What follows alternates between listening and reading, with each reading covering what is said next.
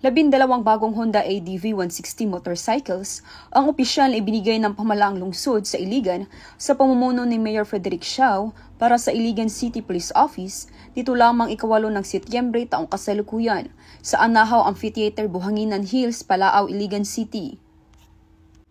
Ayon kay Police Colonel Jerry Itambis, City Director ng Iligan City Police Office, ang mga bagong motorsiklo ay magsisilbing malaking tulong sa mas mabilis na pagtugon sa pangangailangan ng publiko. Dinaluhan ng ilang lokal na opisyal at miyembro ng pulisya ang nasabing aktibidad na layong palakasin ang kapabilidad ng kapulisan at itaas ang moral ng mga tauhan ng PNP sa pagpapanatili ng kapayapaan at kaayusan ng lungsod. Mula dito sa Camp Capistrano, Busa, Cagayan de Oro City, ako ay inyong Police News Network Correspondent, Patrolwoman Rhea P. Sanchez, alagad ng batas, tagataguyod ng Balitang Pulis.